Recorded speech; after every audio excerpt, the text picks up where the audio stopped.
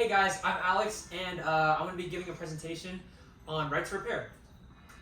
So I have a question for you guys, right? Who here has ever broken an Apple product before? Okay, 1, 2, 3, everyone, right? I have. So I broke my MacBook keyboard before, right? I broke my keyboard. It was just one key. It was just the W key, right? And I broke it. It just fell off because I was just playing too much Minecraft, right? And then at the time I was like, I can't play any more Minecraft. So I went to the Apple store to fix my product, right? But what happened was when I got there, the Apple technician told me, hey, so in order to replace your product, we need $1,000 from you, and we have to replace the entire bottom chassis of your MacBook. And that's crazy, right? That's the price of the entire laptop, so why would I do that? That shouldn't happen, right? Well, my situation and many other people's situations are a symptom of a much bigger problem, I feel. Because companies refuse to allow you to kind of do what you want with your things, right? They can charge however much they want for repairs. So today I'm going to talk to you all about right to repair. I'm going to show you what right to repair is, what it isn't, and how we can stop the craziness that comes with fixing our stuff. So, the protection of right to repair is mainly going to increase customer satisfaction, yes, but it's also necessary to reducing e-waste around the world and also helping small businesses like third-party repair shops, right, around the country.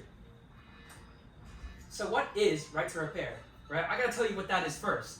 I got to tell you what it is, what it's not, because there are a lot of misconceptions about it, and how to fix a lot of problems we have right now.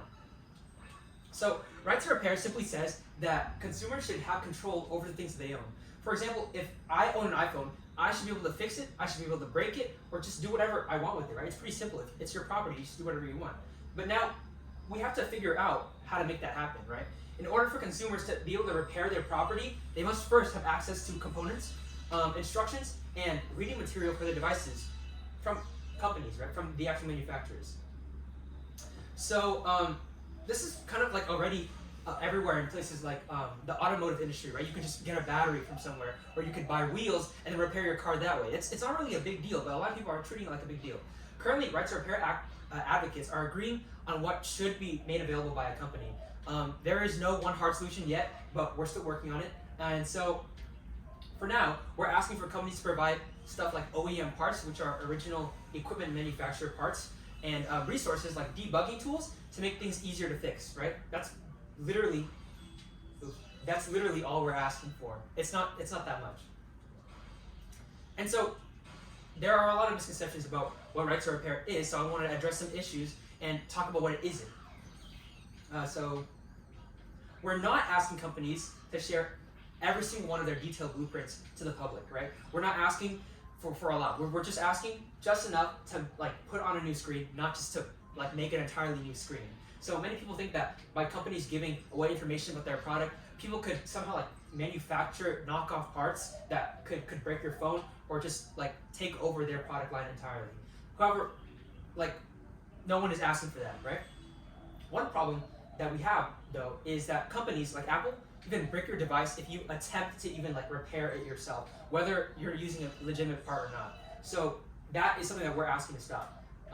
This is an iPhone what Apple did back in the day, right, is this is the iPhone 11, is they would assign serials to different phones and different screens, and then they would pair those phones up. So you couldn't use a different screen for your phone if it wasn't an Apple legitimate screen, or if it was bought from Apple but not paired together, right? And so that was really bad. It was fairly harmless, but Apple has done a lot of other really predatory things, like they would brick iPhones if you would replace the home button on it, and a lot of things would be really bad. So yeah, I think it's pretty easy to see why right to repair is great, right? We should be giving consumers more freedom to choose what they want to do with their things. But protecting the right to repair doesn't just benefit consumers, it benefits a lot more things, a lot more people. First of all, the benefits of right to repair is the environment. By allowing people to repair their devices and continue using them, right, people don't have to buy new things and simply throw away their old things, right? You can see in Apple stores, like with my MacBook, I could have just bought a new $1,000 MacBook, right, and threw away my entirely good MacBook that was just missing a W key. So yeah, I don't see why people would do that. So this can reduce e-waste by a considerable amount, right? E-waste, currently only 17% of e-waste is properly recycled each year, and e-waste makes up 70% of toxic waste. So right to repair has the ability to benefit the environment so much. But the sad thing is, companies like Apple and Microsoft, who claim to be climate aware and climate forward, right, vehemently oppose right to repair. Why? Oh, I guess we're not there yet. Sorry, guys. So yeah, repairs are going to be a lot cheaper, right? That's another benefit of right to repair. So going back to my MacBook problem, with right to repair, companies are no longer going to have a monopoly on fixing their products, and consumers can choose who they want to work on their devices. So competition will kind of drive the prices of repairs down, so you don't have to pay $1,000 for a MacBook, right? And they'll make specific repairs more available, like that W key, and a lot more accessible. So people like you and me won't really have to waste money on new products anymore. And yeah, competition will drive prices of repairs down. All right, so that sounds good, right? So the question is, why isn't the government protecting this right? Well, it's because money. There you go, money. Simple answer is money. We know that by exercising our right to repair, we as consumers will have more choices, right? Which means more competition, forcing manufacturers to drive prices down for their repairs. Companies like Apple make more money by having total control of their entire supply chain and their entire product line, right? So of course they're going to lobby to stop right to repair movements, which it has stopped, by the way.